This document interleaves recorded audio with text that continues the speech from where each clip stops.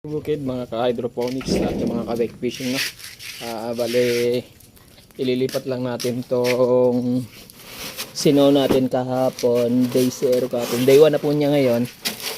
Bale ililipat lang natin siya ng ano tawag nito.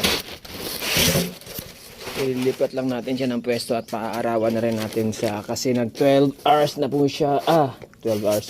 24 hours na po siyang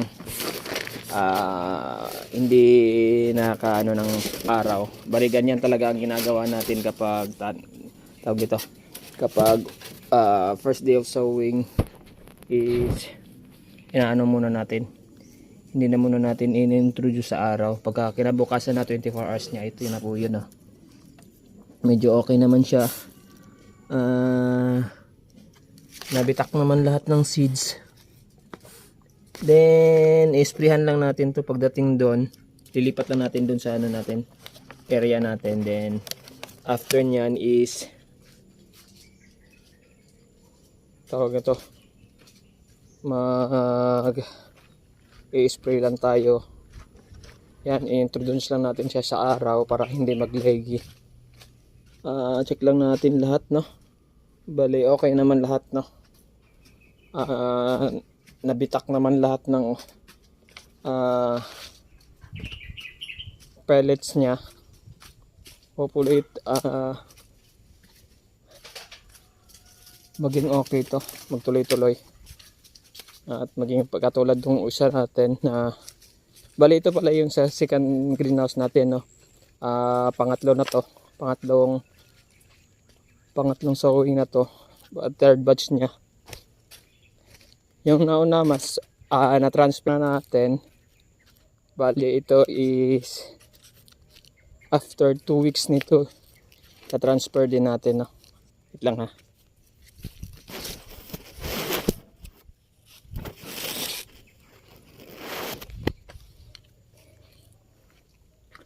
lipat lang natin siya dito. Ito yung first batch natin sa second greenhouse. Yan, okay naman yung resulta niya. Then ito yung magiging second batch niya. Okay yung tubo niya, halos pantay naman lahat. Ito is ang pan third batch natin.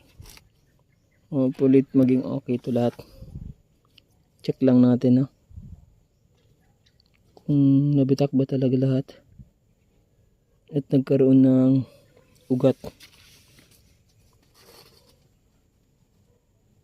Okay naman, nagkaroon naman ng ugat. Yan nga, yun isang nauna agad. Check lang natin, no? Kung nabitak ba lahat. Nabitak naman at nagkaroon ng ugat. Yung mga ganyan, no?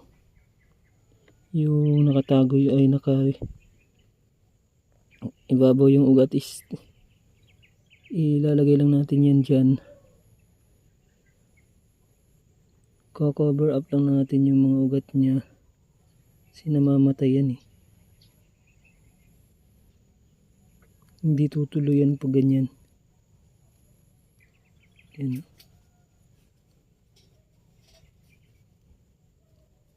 Yung cover up lang natin konti.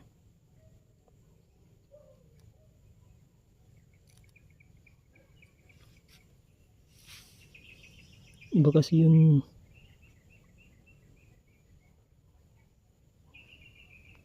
tubo kapag ganyan, pag parang nagmumolds. So yun lang po. Bali sprayan lang natin yan. Sprayan lang natin siya ng tubig. Purong tubig lang, wala mo ng chemical lang lalagay natin dito. Bali paayos lang natin tong paglalagyan niya. Dito natin siya lalagay kasi bago lang naman din ton. So yun, hindi pala pwede dito. Dito lang pala yun muna siya sa ibabaw, no? Kasi wala muna tayo, hindi muna natin i-introduce to sa tawag nito, sa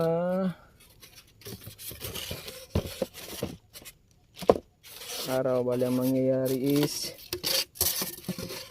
I-sprayan lang muna natin. Hindi muna natin i-introduce siya sa ano, tawag nito.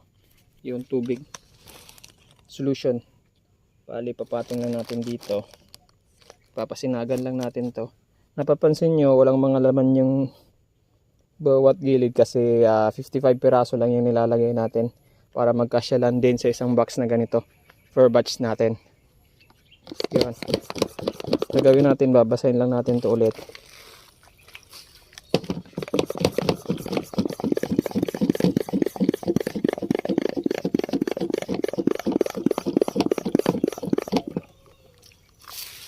Yun.